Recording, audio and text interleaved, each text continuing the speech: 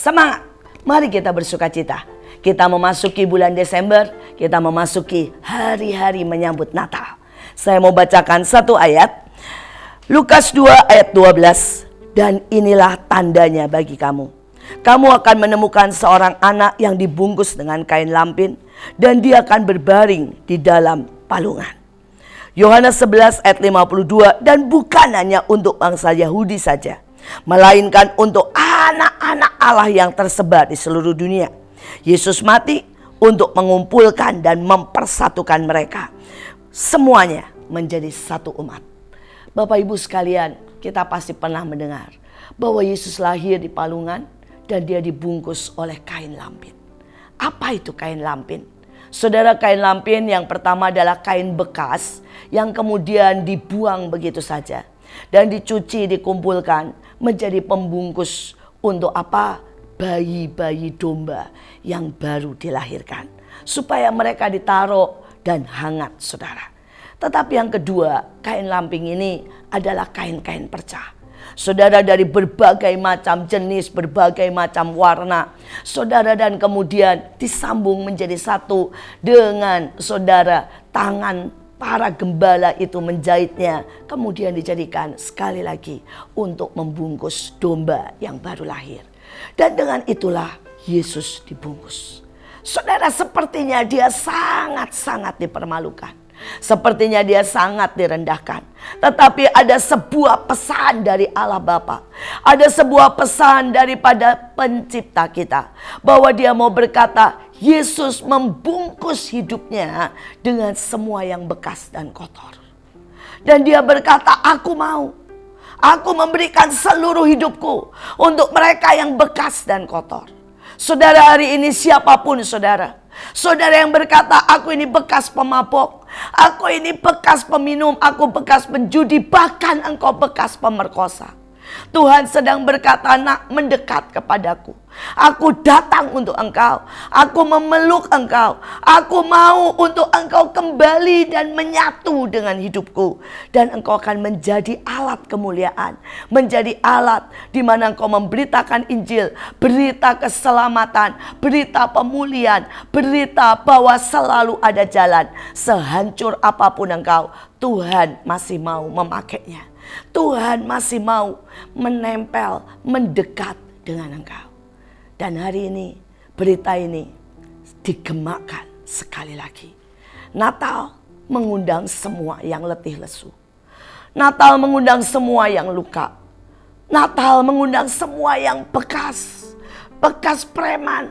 Saudara mungkin berkata, Bu, Ibu tidak tahu siapa saya. Saya benar-benar bekas narapidana. Natal berkata, aku ingin memelukmu. Aku ingin memberikan masa depan yang baru. Aku ingin memberikan masa yang indah. Aku ingin bersukacita bersama engkau. Berjalan dan menjadikan engkau baru. Aku ingin memakaimu. Aku ingin sungguh-sungguh membuat engkau menjadi berharga. Saudara, tetapi yang kedua, siapapun saudara dimanapun, perbedaan apapun di antara kita. Saudara, mungkin ada perbedaan di mana yang satu Batak, yang satu Jawa, saudara satu Cina. Mungkin ada perbedaan prinsip, mungkin ada perbedaan dari latar belakang, mungkin kita berbeda sinode, bahkan berbeda pendapat, bahkan mungkin berbeda agama. Tetapi sekali lagi Tuhan berkata pada waktu dia lahir, aku memeluk, aku memakai, aku bersentuhan, aku bersama semuanya. Dan hari ini sebuah pertanyaan buat kita. Maukah kita membuka hati untuk menyatukan? Supaya kita berbeda-beda tetapi tidak dipisahkan oleh keadaan. Tidak dipisahkan oleh latar belakang. Tetapi justru perbedaan membuat kita semakin kuat. Perbedaan membuat kita semakin lengkap. Perbedaan membuat kita semakin menjangkau banyak orang. Saya belajar hari itu ada seorang yang datang di kebaktian kami. Saudara, dan orang ini menangis, menjerit-jerit. Kami tidak tahu apa yang terjadi. Beberapa orang mencoba menengkingnya. Tetapi saudara, tiba-tiba Tuhan berkata, datang dan peluk. Saudara, dan saya peluk saudara.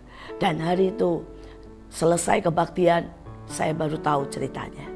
Tapi di kebaktian yang sama, di saat yang sama, pendetanya altar call.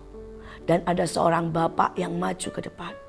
Bapak ini nangis berlutut dan bahkan tidak berani menenggakkan kepalanya. Saudara, dan sekali lagi Tuhan berkata kepada salah seorang, berkata peluk. Dan kami memeluknya. Saudara, selesai semua acara, mereka berdua merasa lega. Dan kami memasukkan mereka di ruang konseling supaya kami bisa tahu apa dan bagaimana kelanjutannya, kami memfollow up. Saudara, dan terjadi sesuatu yang mengagetkan, saudara. Saudara cerita di tempat yang berbeda, saudara dalam keadaan yang berbeda. Tapi sang anak ini berkata, dia baru saja diperkosa. Dan dia menangis kesakitan karena dia sangat hancur. Dia merasa hidupnya sudah tidak ada lagi gunanya. Dia baru saja diperkosa. Tetapi pada waktu Tuhan memeluk, di dalam kebaktian itu dia merasa ada cinta, ada kasih. Karena itu dia menjerit, dia memeluk saudara Tuhan. Dan dia sepertinya saling berpelukan. Dan dia merasa dipulihkan. Hari ini dia menikah, punya anak. Dan hari ini anak ini menjadi seseorang yang sangat berguna. Seseorang yang luar biasa, berpotensi sangat banyak. Sedangkan di kamar yang lain, saudara tahu, bapak ini menangis mengaku. Dia bahkan memperkosa anaknya sendiri. Saudara, anaknya yang masih berusia 15 tahun, dia perkosa. Dia melakukan sebuah dosa yang sangat menjijikkan. Saudara, hari itu dia mabok dan dia tidak sadar itu anaknya dia perkosa. Saudara, bapak ini hancur. Dia merasa hidupnya benar-benar seperti monster yang bahkan memperkosa anaknya sendiri. Saudara, tetapi di dalam kebaktian itu dia merasa ada tangan, ada kasih yang memulihkan dan memberikan masa depan. Saudara, dan dia benar-benar bertobat. Dia berhenti minum, dia berhenti berjudi, dan kemudian hari ini dia menjadi bapak yang baik. Bahkan dia melayani banyak anak-anak yang terhilang, orang-orang tua yang mabuk, dan mereka dari keluarga-keluarga yang broken. Saudara, dalam satu kesempatan, dalam satu kebaktian, Tuhan menunjukkan ada dua sisi yang sangat parah. Dan dua-duanya diterima dengan tangan cinta kasihnya. Hari ini bagaimanapun keadaanmu, Natal berkata, mari datang kepadaku. Aku memanggil semua yang bekas. Aku memanggil semua yang cacat. Aku mau menyatukan engkau seberapa parah pun keadaanmu. Aku mau memakai engkau dan memulihkan. Saudara, mungkin kita berbeda. Mungkin kita hari-hari ini dilukai bahkan oleh orang-orang di rumah kita. Tetapi Natal membawa pesan pengampunan. Natal membawa pesan pemulihan. Natal membawa pesan kasih dan iman. Saya berharap menjelang Natal kita mau berdamai dengan banyak orang. Ampuni. Seberapapun engkau dilukai. Karena pada waktu engkau mengampuni, Tuhan memberikan pengampunan. Tuhan memberikan masa depan. Tuhan memberikan pemulihan. Lepaskan sesakit apapun, lepaskan.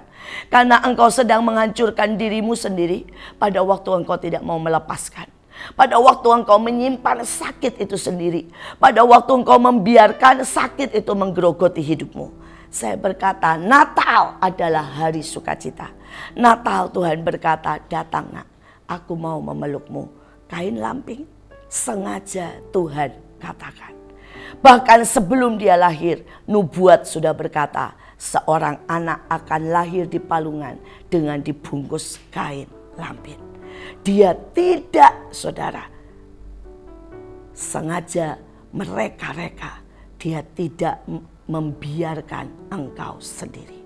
Dia mau memeluk semua yang bekas, semua yang kotor, semua yang berbeda, semua yang tidak berguna, semua yang dibuang orang.